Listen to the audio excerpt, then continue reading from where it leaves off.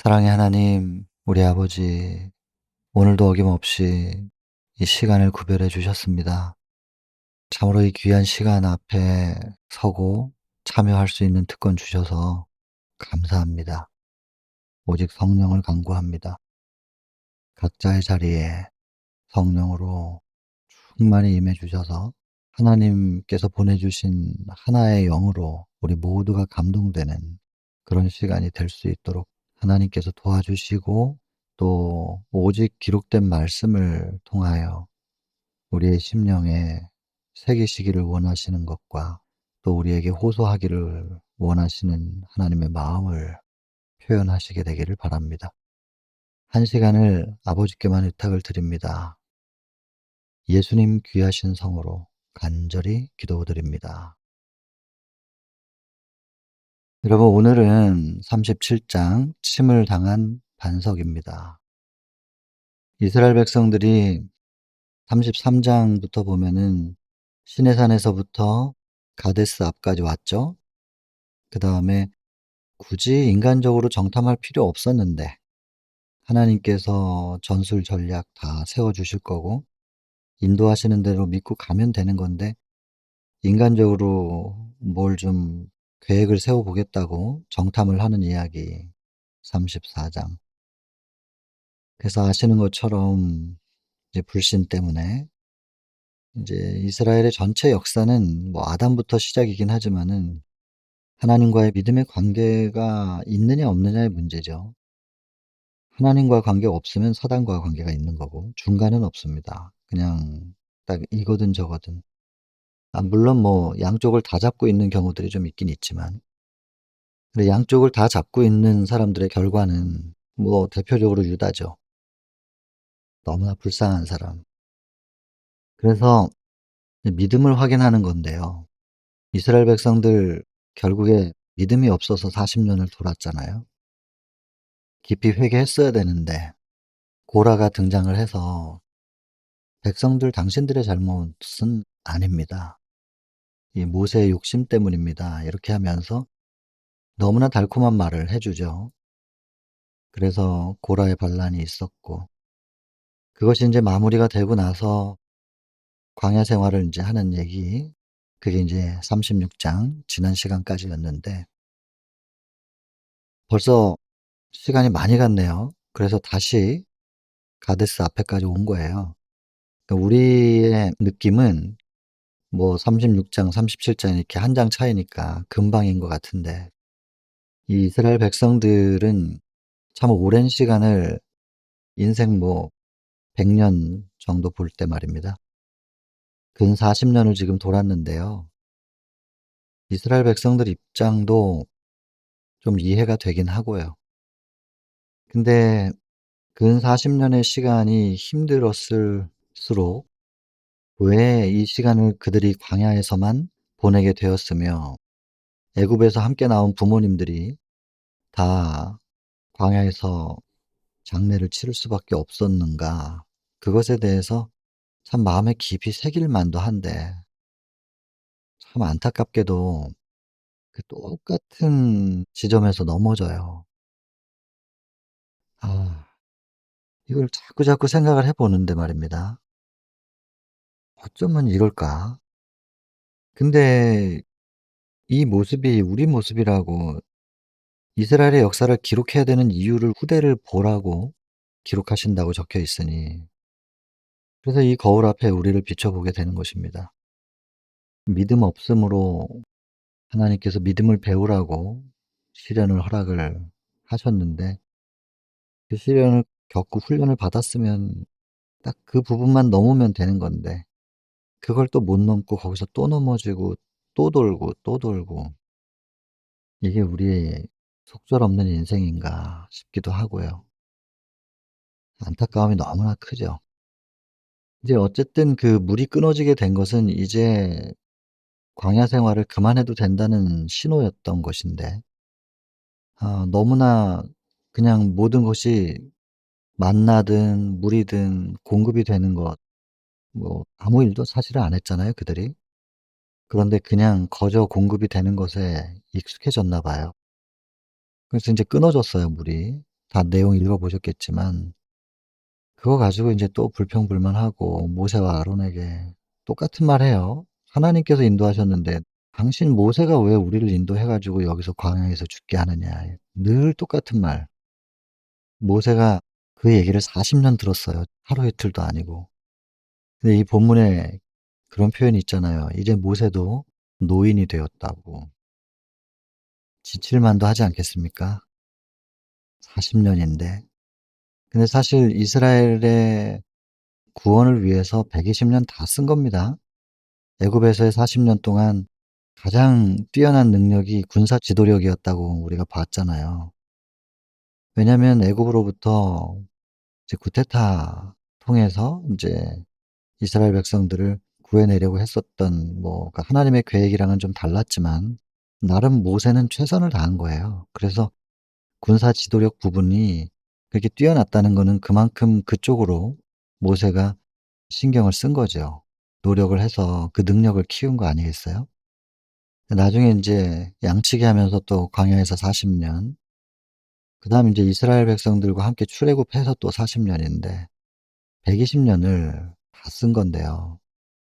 그리고 사실 그 마지막 40 년은 광야로 돌아갈 필요가 없었던 건데 이스라엘 백성들의 믿음의 불신 때문에 그렇게 된 거니까 본인 잘못은 아니잖아요. 근데 모세가 묵묵히 돌아요. 그리고 이젠 다시 돌아왔어요. 이제 넘어가면 돼요. 가나안으로 들어가면 되는 거예요. 이쯤 됐는데 똑같이 이 백성들이 부모들이 넘어졌던 그 자리에서 또 넘어지니까 모세가 화가 나는 거죠 뭐. 저는 인간적으로 볼 때는 충분히 그럴 만하다 생각이 들긴 합니다. 동정이 되고 지칠 대로 지쳤을 것이고 모세도 사람인데. 그러나 정말 두렵고 떨리는 마음이 생기는 것은 빛을 받은 만큼 산에 올라가서 야호라고 외치면 이제 메아리가 오잖아요. 크게 외치면 메아리도 큰 것이고 적게 외치면 뭐 메아리를 크게 기대하지 않는 것이고 공정하신 하나님은 모세가 어떤 메아리의 사람이어야 하는지 백성들 앞에서 보여야 하는 것이었던 거죠. 근데 모세가 참 안타깝게도 실수를 합니다. 그러나 고의적인 것은 아니었고 그 순간의 격정이었지요. 인간적으로는 모세에게 충분히 동정이 되고 마음이 가는데 그러나 관용을 기대하기는 좀 어려웠다는 것이죠. 충분히 그럴 만한 상황이었다 할지라도 그 상황 때문에 모세가 실수한 부분이 덮어질 수는 없는 부분이었다는 거. 이것을 인정하는 것이 쉽지는 않은 것 같아요. 그러나 이게 대쟁투의 법칙이고 공정하신 하나님 안에서의 법칙이라면 이걸 순응해야 되는 것이죠. 모세와 아론은 순응을 했죠. 그래서 "가나안에 들어갈 수 없을 것이다."라고 하는 그런 선고를 받았을 때 하나님께서 그런 선고를 전체 앞에서 하신 건 아니었던가 봐요. 모세가 그 선고를 받고 얼마나 낙담이 됐겠어요. 120 년을 이것을 위해서 평생을 보냈는데 가나안에 못 들어가는 거죠. 근데 이거를 "나는 받아들일 수 없습니다. 억울합니다." 하면서 하나님께 항의를 했다면 아마 그 죄가 좀 더 커졌을 것이라고 기록이 돼 있는데 모세는 그렇지 않았죠. 받아들입니다. 순응하고 그러면서 동시에 본인이 받아들이는 것뿐만 아니라 백성들 앞에서 공표합니다. "내가 이러이러한 이유 때문에 가나안에 들어가지 못한다." 본인의 실수와 잘못을 백성들 전체 앞에서 공표하고 그리고 이 하나님의 뜻에 대한 그 엄중함 그것을 본인의 수치를 드러내면서라도 백성들 앞에 명확하게 세워 주죠. 본인과 같은 실수가 없기를 바라는 마음으로. 그리고 또 하나님 앞에 "한 번만 용서해 주십시오."라고 사정했었다는 얘기까지 하잖아요. 그러나 하나님께서 너희들을 연고로 너희들로 인하여 나를 용서해 주지 않으셨다고. 그 이유가 뭐냐면 여기서 모세의 그 실수에 대하여 관용을 베푸시면 백성들이 느슨해질까 봐. 그래서 "너희들을 연고로 들어주지 않으셨다."라고까지 설명하고 공표를 합니다. 이 스토리는 너무너무 안타까운 내용이에요. 백성들 '어쩌면 이럴까? 어쩌면 이럴까?' 싶기도 하고 '아 정말 너무한 거 아닌가?' 싶기도 하고 그런 백성들 앞에 있는 모세 마음이 가죠 그냥. 이해가 되고 뭐 인간적인 마음으로는 그냥 모세 편이에요 솔직히. 그러나 이것이 빛을 조금이라도 더 많이 받은 사람의 몫이어야 되고 리더로서 지도자로서 하나님의 통로로서 하나님께서 세운 자의 감당해야 될 몫이라면 그래야 되는 거니까. 작지만 저도 통로 역할을 했고 뭐 모세와 비교를 하는 건 아니지만은 역할이 그렇다는 것입니다. 통로 그리고 리더로서의 그 자리에서 역할을 하고 있는데 제 모습은 어떠한가? 뭐 고개를 들 수가 없죠. 막 머릿속에 스쳐 지나가죠. 이 37 장을 묵상하면 할수록. 이게 좀 쉽지 않았습니다. 이 챕터를 묵상을 하는 이 시간이 저한테 좀 뭐 은혜의 시간이고 더 회개를 깊이 할 수 있도록 인도하시는 시간이라는 걸 제가 알고 그래서 감사하긴 하지만 그렇게 쉬운 시간은 아니더라고요.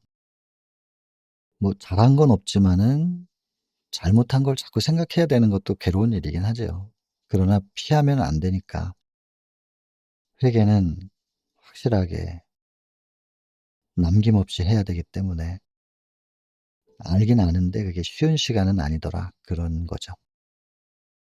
지금 백성들의 모습과 모세의 모습을 살펴봤습니다. 두 가지를 좀 더 살펴봐야 됩니다. 예수 그리스도가 반석의 역할을 하시는 거. 광야 생활하는 동안에 바위 틈에서건 물이 계속 공급됐으니까요. 만나가 공급되듯이 물이 공급이 되었고 반석은 예수님을 상징하면서 동시에 생수 또한 예수님을 상징합니다. 그래서 르비딤에서 한번 반석이 쳐지고 침을 당했고 거기서 인제 물이 나왔을 때 그것이 예수님의 십자가를 상징했고 그 이후부터는 인제 구하기만 하면 되는 거였는데 모세가 인제 격정을 못 이겨 두 번을 치잖아요. 두 번째 치면서도 또 두 번 때려요. 이게 하나님을 모욕하는 일이 됐고 그다음에 상징 가장 중요한 십자가에 대한 상징과 예표를 흐린 것이죠. 이 모세가 그거를 알고 있었는데 그렇게 순간적인 격정 때문에 실수를 했어요. 하나님께 모욕을 돌리고 백성들에게 분명하게 새겨져야 될 상징을 십자가를 후렸잖아요. 뭐 실수 이상의 잘못이긴 하죠. 상황은 이해가 되지만 그러면 안 되는 거였다는 거. 근데 여러분 이 땅에서의 육신적 생명을 유지하는 데 필요한 그 물을 공급하는 반석의 역할이었다는 것도 굉장히 중요한 부분입니다. 그리고 이제 그것이 나중에는 요한에 의해서 인제 생수가 흘러나올 것인데 그것은 성령이다.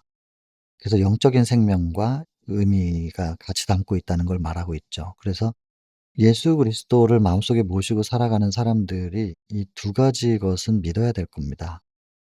영적인 생명이 오직 예수 그리스도를 통하여 우리에게 공급된다. 또 하나는 우리의 육적인 생명 또한 하나님께서 책임지신다. 이게 영육 간에 하나님께서 책임지시는 것을 정말로 믿어야 되겠습니다. 들에 피는 백합이나 참새 한 마리 하나님께서 다 책임지시지 않느냐라는 건데 하물며 너희 일까 보냐. 너희는 그의 나라와 의를 먼저 구하라. 예수 그리스도께서 반석으로서 어떤 역할을 하고 계시는지 과거에도 현재도 미래에도 이 모세가 이제 자기의 인생에 대한 연민도 좀 들었겠죠. 그래서 자기를 동정하게 되고, 근데 그게 자아였단 말이에요. 그 인정을 안 할 수가 없단 말이죠. 모세가 자기 인생을 동정하고 연민에 빠지는 순간 모세의 본성은 하나님의 것이 아니라 모세의 것이 돼 버린 거죠. 헌신이 안 된 거예요. 헌신된 상태여야 되는데 다시 모세가 "이게 내 거잖아요." 하면서 모세의 것이 돼 버린 거란 말이에요. 헌신과 믿음이 이퀄이에요. 같은 거란 말이에요. 근데 자기의 본성이 자기 것이라고 하면서 딱 붙잡고 동정하는 그 순간 믿음을 놓친 거란 말이에요, 모세가. 그래서 참된 믿음은 참된 헌신을 동반하는데 이게 분리시킬 수가 없더라고요. 그러면 순종도 되는 거예요. 나를 완전히 굴복시킨 사람들, 나의 본성을 완전히 하나님 앞에 맡겨 드린 헌신이 이루어진 사람에게는 순종이 당연히 되죠. 근데 굴복이 안 됐고 내 자아가 내 것인 사람은 순종이 안 되는 것과 동시에 왜 순종이 안 되냐면 이 본성이 내 거니까 그 순간 믿음이 깨진 거거든요. 하나님이 우리 안에 계실 수 없는 상태가 된 거잖아요. 그러니까 믿음, 헌신, 순종이 그냥 하나예요, 하나. 분리시킬 수가 없단 말입니다. 그래서 모세에게 여기 보면 여호와께서 모세와 아론에게 이르시되 너희가 나를 믿지 아니하고, 이게 믿음에 관한 문제로 하나님께서 언급을 하신단 말이에요. 자기 자신에 대한 동정, 연민, 이것을 내 것이라고 생각하는 것을, 헌신이 깨진 것을, 자기 굴복이 안 된 거, 그 상태를 믿지 못하는 상태다 이렇게 표현하신단 말이에요. 이게 대단히 중요합니다. 그러니까 처음부터 끝까지 믿음입니다. 개인이든 이스라엘 민족이든 국가든 간에, 오늘날로 보면 교단이든 교회든 정말로 믿느냐. 믿는다면 헌신이 돼 있는 것이고 헌신된 상태는 자기 굴복이 돼 있는 상태예요. 순종은 그런 상태에서는 될 수밖에 없는 건데 진짜로 안 믿고 유다처럼 양쪽을 붙잡고 있었기 때문에 자기 굴복이 안 된 상태예요. 유다는 믿는 것 같은 모양은 있는데 자기 굴복이 안 돼 있었어요. 이 결정적으로는 자기가 살아나잖아요. 베드로도 마찬가지죠. 주님과 함께 죽는 자리까지 같이 갈 수 있어요라고 말할 때 그 진심이었잖아요. 진심으로 사랑했어요. 그러나 죽더라도 좀 명예롭게 멋있게 남자답게 싸우다가 죽고 싶은데, 겟셋마네 동산에서는 칼빼 들고 싸우려고 했던 멋있는 베드로가 가야바의 궁전에서는 예수님이 수치를 당하고 계시니까 그 수치를 같이 겪고 싶지는 않은, 지금 제자라는 게 밝혀지면 저 수치를 당해야 되는 거구나. 죽더라도 명예롭게 죽고 싶은데 라는 자아가 있잖아요. 완전히 굴복이 안 된 상태잖아요. 이게 안타깝지만 어쩔 수가 없네요. 근데 이 자기 굴복을 우리의 의지나 노력으로 하라고 한다면 안 되죠. 근데 참된 믿음으로 우리가 예수님을 마음속에 모셔드리고 내 마음에 충만하게 모신 상태가 된다면 그냥 이 헌신과 자기 굴복은 내 안에 임하신 분이 충만하게 계실 때는 빛과 어둠이 공존할 수 없다는 얘기를 자주 말씀드리는데, 빛으로 충만하게 계신 상태에서 내 자아가 힘을 발휘하지 못하게 되는 거죠. 물론 본성의 약점을 사단이 알고 공격하기 때문에 그 뚫고 올라오려고 하는 죄의 유혹이 우리를 떨리게 만들기는 할 겁니다. 그러나 그 유혹과 내가 싸우는 게 아니고 예수님이 대신 싸워 주세요라고 하면서 우리가 예수님을 얼마나 강력히 붙잡는가, 또 한 번 믿음이죠. 믿음을 행사하는가에 달려 있는 거죠. 그러면 예수께서 인제 제어하실 거니까. 그래서 우리도 극기는 필요합니다. 유혹을 받고 본성이 올라오려고 하는데 어찌 그게 쉽기만 하겠어요? 그냥 뭐 믿기만 하면 다 되는 거지. 이게 아니죠, 실은. 내가 겪어야 될 투쟁이 있고 극기가 필요하겠죠. 그러나 그럴 때일수록 내 극기의 의지를 유혹과 싸우려고 해서는 안 된다는 것이죠. 어차피 져요.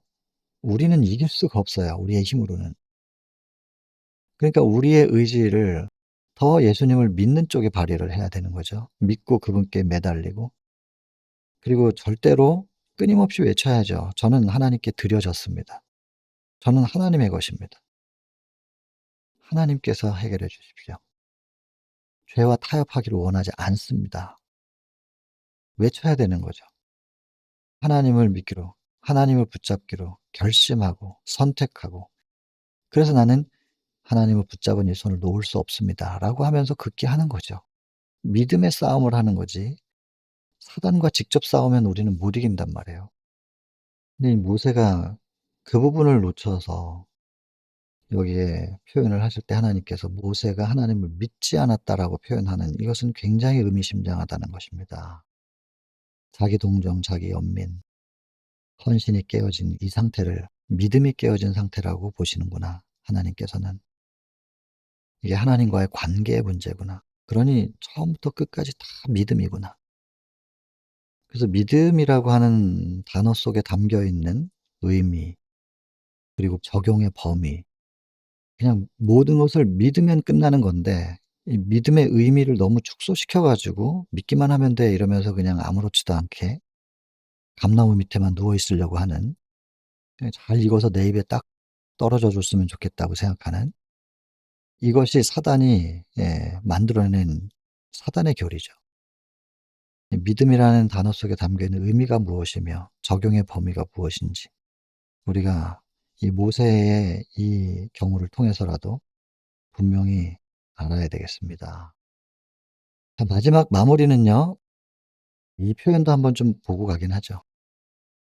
오직 순간마다 하나님의 성령의 지배를 받는 일이 중요한데요.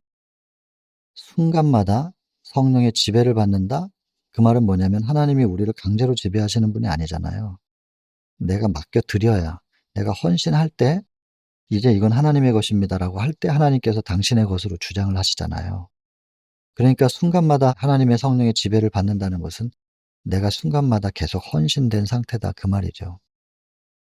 만일 우리가 작은 틈이라도 보인다면 사단은 하나님께서 인류에게 주시는 축복과 인류에게 허락하시는 시련을 이용하여 사람을 유혹하고 영혼을 괴롭혀서 멸망을 당하게 할 것이다.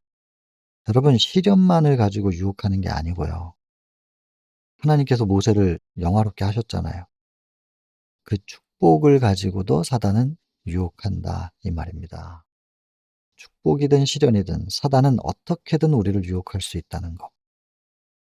항상 여호와 앞에 겸손히 모든 생각을 지도하시고 모든 충동을 제어해 주시도록 믿음으로 간청해야 된다.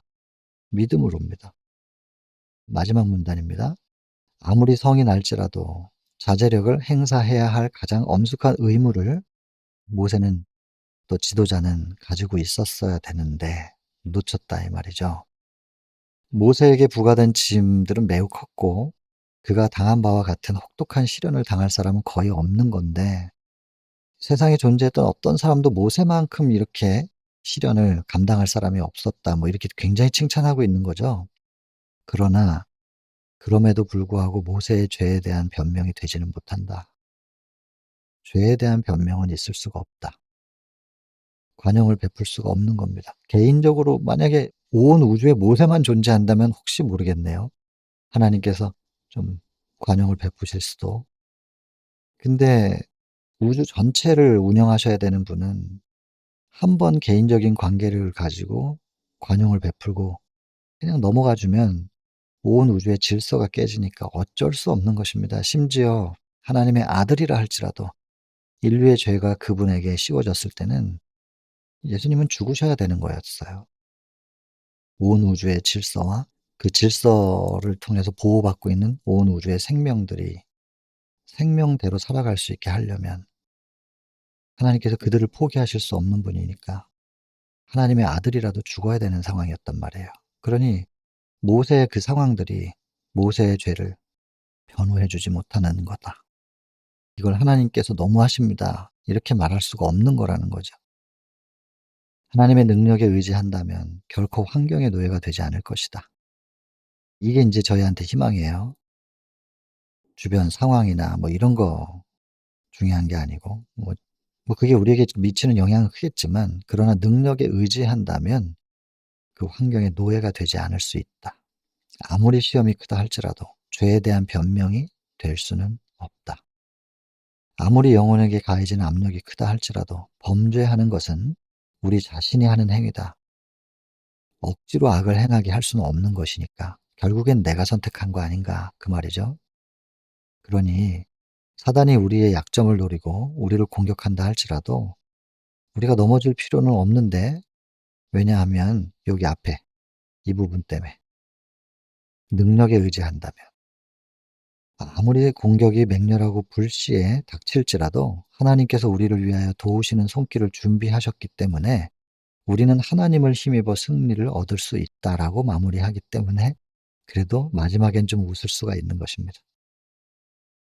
모세에 대해서 자꾸만 연민이 저도 들거든요. 그러나 변명의 여지는 없는 것이다. 하나님 입장에선 그러실 수밖에 없는 것을 이해해야 된다. 그런 것이고, 그러면서 동시에 무조건 "내가 빛을 줬으니까 빛의 분량대로 해."라고 하시는 분이 아니고, 누구든지 간에 빛을 적게 받았든 많이 받았든 간에 하나님의 능력에 의지한다면 아무리 공격이 맹렬하고 불시에 닥칠지라도 하나님께서 우리를 도우시는 손길, 이거 하나님의 능력이잖아요. 이게 준비되어 있으니까 거기에 의지만 한다면 우리는 하나님을 힘입어서 승리를 얻을 수 있는 것이다. 그러니 결론이 뭐겠습니까? 능력을 의지한다, 이게 믿는다는 표현인데 절대로 믿음을 놓치지 말아야 되겠다. 한순간이라도 믿음을 놓쳐서는 안 되겠구나. 하나님, 우리의 연약함을 긍휼히 여기시고 우리의 믿음의 손이 약해지지 않도록 성령을 부어 주셔서 붙들어 주십시오. 이 기도가 터져 나오게 됩니다. 모세도 넘어졌는데 나 같은 사람은 얼마나 많이 넘어질까? 그러나 변명의 여지가 없기 때문에 매달릴 수밖에 없는 거죠. 모세보다 더 많이 매달려야죠. 내가 모세보다 비교할 수 없을 만큼 연약한 사람이라는 걸 알기 때문에 더 많이 의지해야 되고 하나님의 능력에 매달려야만 되겠구나. 안 그러면 그냥 사단의 밥이 되겠구나. 예, 그렇게 기도를 하게 되면서 이 챕터는 마치게 되었습니다.